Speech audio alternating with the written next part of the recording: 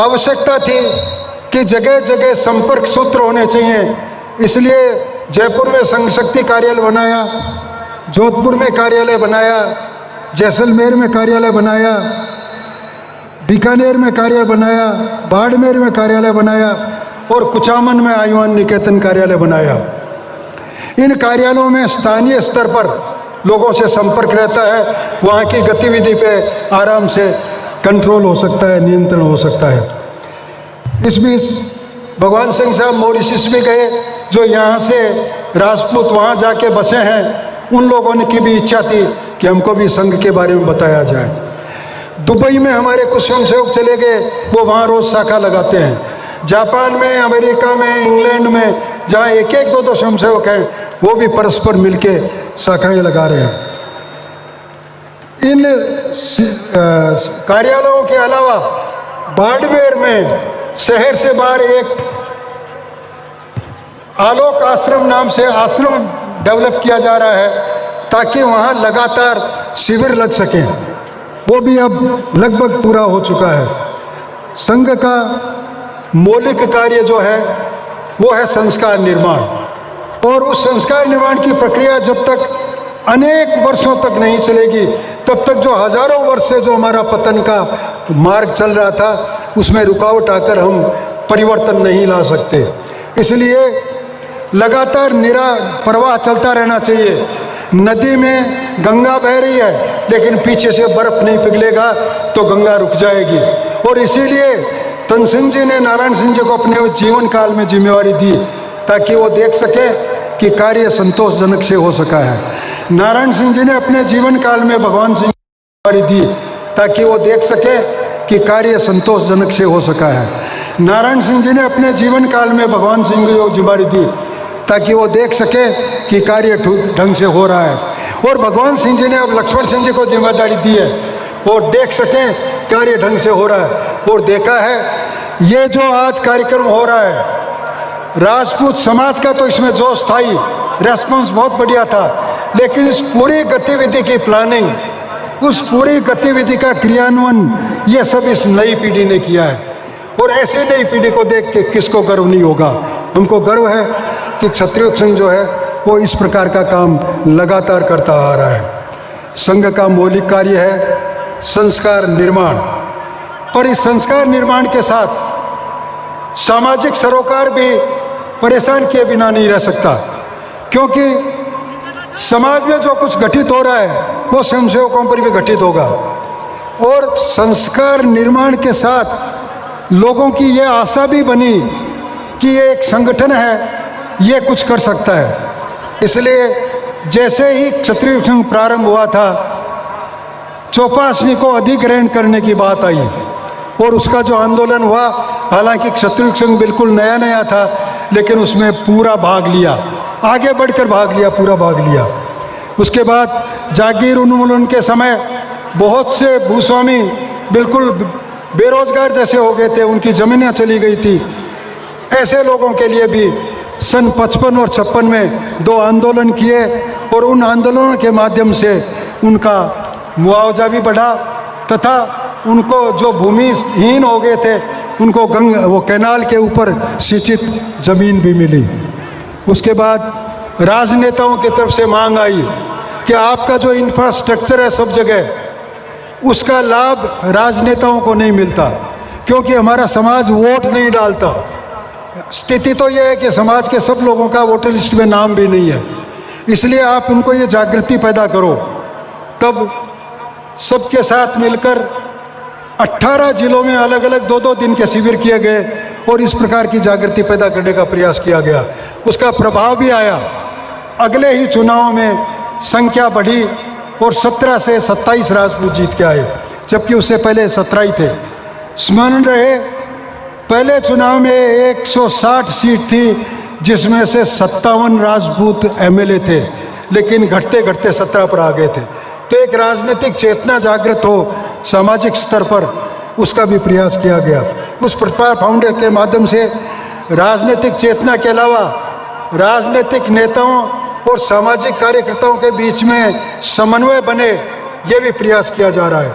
इसके अलावा राजनीतिक नेता सामाजिक जो कार्य वो कहता है उनके साथ मिलकर, उनके तहत चलकर, उनकी जो वाजिब मांगे हैं उनको समझकर उनके नेतृत्व में भी काम करें, ऐसा भी प्रयास चल रहा है। व्यक्तिगत समाज, व्यक्तिगत हित के लिए संघ काम नहीं करता। व्यक्तिगत हित के लिए जो बात है उसकी बजाय जो सामाजिक हित की बात है उसको संघ प्रीफर करता है और संघ उसी तरह का काम करता है। इसी बीच प्रताप फाउंडेशन को आरक्षण का काम दिया गया सभी संस्थाओं ने मिलकर, तो आरक्षण की बहुत बड़ी रैली की गई और उसके बाद हम केंद्र सरकार से मिले। जब उन्होंने मांग रखी तो उन्होंने कहा कि ओबीसी में आरक्षण नहीं मिल सकता, लेकिन आर्थिक आधार पर आरक्षण के लिए हम क्रिया प्रारंभ करते हैं। उन्होंने आयोग गठित किया, 7 दिन के अंदर जवाब दिया कि हम आपको बता देंगे। आयोग गठित किया, आयोग ने कार्य प्रारंभ किया। आयोग कार्य कर रहा था, उसका काम पूरा नहीं हुआ था। इसी बीच वो सरकार गिर गई और नई सरकार ने उसका इस्तीफा ले लिया। फिर नई सरकार में प्रयास किया गया और उन्होंने भी आयोग गठित किया। उस आयोग की भी रिपोर्ट आने से पहले ही वो दब गई रिपोर्ट। उसके बाद जो पिछली सरकार आई, वर्तमान सरकार जब पीछे थी, उस समय वहाँ पार्लियामेंट में गजेंद्र सिंह शेखावत ने ये मांग उठाई कि आर्थिक आधार पे वहाँ 2 आयोग बन चुके, एक राज्य सरकार ने आयोग बना दिया, सरकार ने हाँ भी भरी थी, वो लागू क्यों नहीं किया जा रहा है। वही बात यहाँ आई तो धर्मेंद्र सिंह जी ने उसी बात को मुख्यमंत्री तक पहुँचाया। प्रताप सिंह जी वगैरह जो उस समय कांग्रेस के मंत्री थे, उन लोगों ने भी उस बात को आगे बढ़ाया और वो आर्थिक आधार पे आरक्षण चालू हुआ। उसमें जो शर्तों में, पात्रता में जो थोड़ी सरलता बरतने की आवश्यकता थी, उसके लिए भी कार्य प्रारंभ किया गया और उस कार्य के लिए एक अलग से संगठन खड़ा किया, छात्र पुरुषार्थ फाउंडेशन, जो संवैधानिक तरीके से अपनी मांग सरकार तक, उच्च स्तर तक पहुंचाता है। और इस आर्थिक आधार आरक्षण में जो पात्रों की सरलता बनी है वो उसी का लाभ है कि बात मुख्यमंत्री तक पहुंचाई गई और मुख्यमंत्री तक उनके सलाहकार, उनके साथी, उनके नज़दीक के लोग हैं, उन्होंने कहा यह आवश्यक है और उन्होंने उसको स्वीकार किया गया। इसी प्रकार जो विभिन्न व्यवसायी लोग हैं, वकील हैं, वकीलों से बुला के बात की गई, आप सब मिलके एक बनो, आप समाज का क्या काम कर सकते हो तय करो। जो मास्टर हैं, कर्मचारी हैं, उनसे अलग से बात की गई। जो डॉक्टर हैं उनसे अलग बात की गई। जो अधिकारी हैं उनको भी बुला के बात की गई। विभिन्न व्यवसायों के लोगों से बात करके और छात्र पुरुषार्थ फाउंडेशन के माध्यम से एकता और सामाजिक भाव जागृत करने का प्रयास किया गया। विभिन्न समाज के जो लोग हैं उन लोगों में भी हमारे प्रति जो दुर्भावना है उसको दूर किया जाए। इसलिए एससी के लोग जो अब तक ये समझते थे, जिनको इस तरह का प्रचार किया जाता है कि इन लोगों ने तुम्हारा शोषण किया, इन लोगों ने तुम्हारा हमेशा बुरा किया, उनके चिंतकों को बुलाकर बैठ के साथ बैठ के वहाँ रखा, भोजन साथ में किया और चर्चा के माध्यम से उनकी समस्याएं सुनने का प्रयास किया और हमारी समस्या बताने का प्रयास किया गया। उनका कहना था कि आपके लोग केवल 8% हमारे प्रति अन्याय करते हैं और ओबीसी के लोग बाकी सब हैं, लेकिन आपके लोगों में कमी क्या है? घोड़ी पे चढ़े हुए दूल्हे को उतार के अपनी मूंछ तान लेते हो, कोई पास नहीं आता है। क्या जरूरत है? हमारे सोचने की बात है। वो अपनी घोड़ी लाए हैं, उनका अपना जैसी पसंद है वैसे चलेंगे, हम उसमें क्यों एतराज़ करें? वो भी ईश्वर की संतान है, हम भी ईश्वर की संतान है। भगवान ने उनको वहाँ रख रखा है, हमको यहाँ रख रखा है, तो इसमें दुराव किस बात का है? हमको इस प्रकार की कृत्य नहीं करना चाहिए। उनको हमने आश्वासन दिया कि आपको जहाँ कहीं भी शंका हो तो हमको बताइए, हम उसको दूर करेंगे। पर हमने कहा आप लोग भी क्या करते हो कि यहाँ से बिनोरी निकल रही है तो ठाकुर साहब के घर के सामने जाके डीजे बजाना, हालांकि रास्ता तो दूसरी तरफ है लेकिन जाएंगे इधर से, कृपया वो भी बंद कीजिए। आप भी थोड़ा आगे बढ़िए, हम भी आगे बढ़ेंगे। इसी प्रकार क्याम खानी समाज को बुला के, उनके नेताओं को बुला के बातचीत की गई। समाज के, विभिन्न समाज के लोगों से अलग अलग बुला बुला कर उनके साथ वार्ता कर रहे हैं और हमारे आपसी समस्याओं को दूर करके उनकी बात सुनकर उनकी समस्या को दूर करने का प्रयास करते हैं, ताकि एक सामाजिक सौहार्द बने और हमारा राष्ट्र आपस में जूता फजीती करने वाला नहीं रहे, क्योंकि बहकाने वाले भी बहुत आते हैं जो बहका रहे हैं। इसी प्रकार हमारे महापुरुषों पर लोग कब्जा कर रहे हैं। सुहेल देव हमारे थे, मिहिर भोज हमारे थे, पृथ्वीराज चौहान गुर्जर थे। ये इस तरह की बातें हो रही है। पुंजा, राणा पुंजा भील था। रामदेव जी पर भी अब जो तो थोड़े से दिनों की बात है, उस पर भी अधिकार हो रहा है कि वो तो हमारे थे। ये जो इस प्रकार की प्रक्रिया चल रही है उसके खिलाफ भी प्रयास किया जा रहा है और सबको सही जानकारी दी जाती है। पानरवा के परीक्षित सिंह जी ने पूरी वंशावली निकालकर कि राणा पुंजा से लेकर अब तक हमारी कैसे वंशावली चल रही है वो निकाल के अभी अपन ने 2-1 महीने पहले वहाँ एक सभा की थी, बड़ा सम्मेलन किया था, उसमें सारा बताया है। और गुजरात के गवर्नमेंट पोर्टल पर पृथ्वीराज चौहान को गुजर बताया हुआ था। हमने रिपोर्ट किया, आपके गुजरात में गुजर जाति है ही नहीं, इसीलिए ओबीसी में गुजर का नाम नहीं है। और पृथ्वीराज चौहान गुर्जराधिपति थे। गुर्जराधिपति मतलब गुर्जर देश, वो जाति का नाम नहीं है, देश का नाम है। मारवाड़ का कोई अधिपति हो तो हर मारवाड़ी का यह अधिकार बनता है क्या कि ये तो मेरे पूर्वज है। ये गलत परंपरा बंद करो। इसी प्रकार राणा पुंजा के बारे में सारी बात बताई गई। और इस प्रकार की प्रक्रिया हमारे खिलाफ जो हो रही है उसमें केवल वामपंथी नहीं, दक्षिणपंथी भी कर रहे हैं काम। वो भी वोटों के लालच में, रामपंथी भी वोटों के लालच में। राजनीतिक दल उकसावा दे रहे हैं उन लोगों को, इसलिए वो राजनीतिक दलों तक भी वो बात पहुंचनी जरूरी है जो क्षत्रिय संघ पहुंचा रहा है अपने इस माध्यम से, एक छात्र प्रसाद के माध्यम से। हम आज जो इतनी बड़ी संख्या में यहाँ पहुंचे हैं, समाज का बहुत बड़ा आभार मानता है क्षत्रिय संघ। क्षत्रिय संघ को कभी समाज ने दुत्कारा नहीं। सैकड़ों शिविर हमारे लग रहे हैं, अभी पिछले 2 साल में कोरोना की वजह से नहीं लगे, वरना 100 से ऊपर एक साल में शिविर लगते हैं। और वो दाल पानी का सारा इंतजाम ये समाज करता है। ये समाज का योगदान है, सहयोग है। आज भी इस कार्यक्रम में भी किसी के पास मांगने नहीं गए, लेकिन जिस किसी के पास भी ये कहने गए कि ये कार्यक्रम हो रहा है, लोगों ने आगे बढ़कर सहयोग किया है। और यही कारण है आज ये लाखों की संख्या में आज आप विराजमान हैं। क्षत्रिय संघ की जितनी विशेषता है उस विशेषता को आगे बढ़ाने में समाज जितना सहयोग कर रहा है वो सहयोग हमारा मिल रहा है, हम संतुष्ट हैं।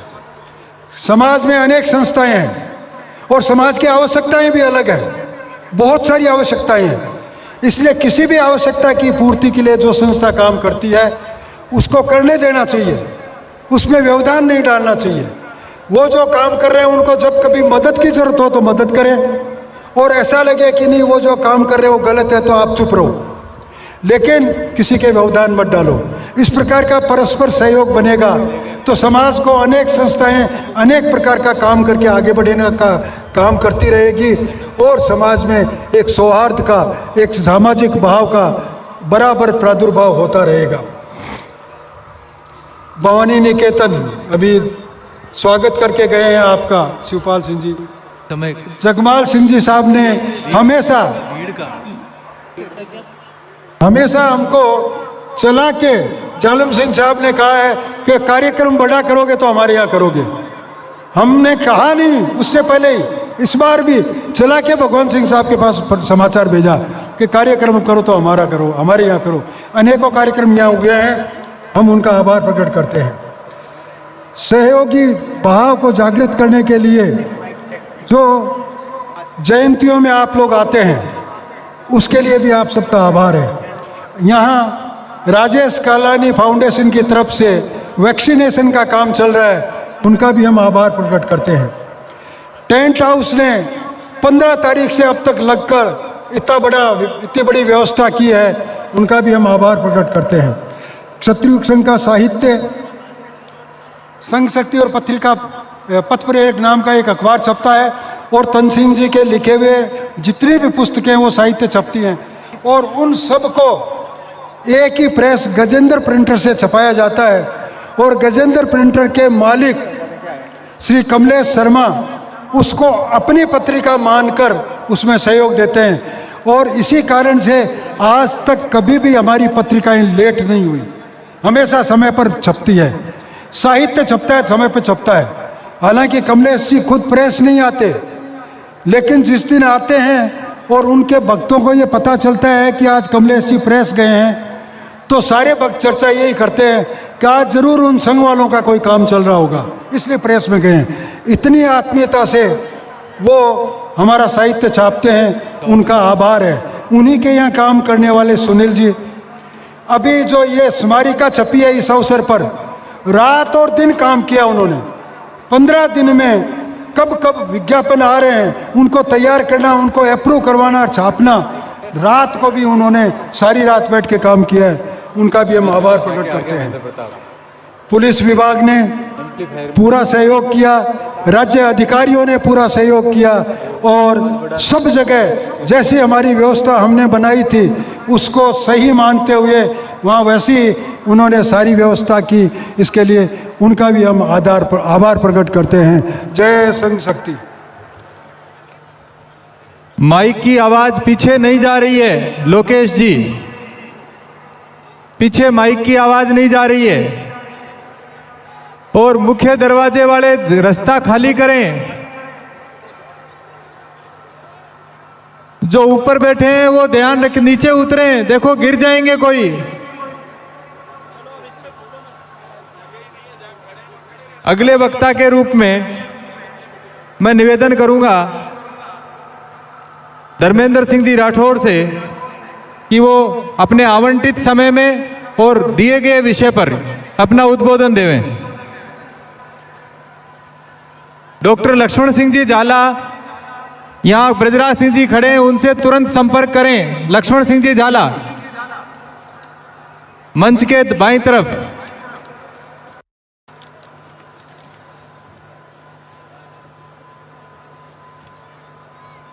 श्री क्षत्रिय युवक संघ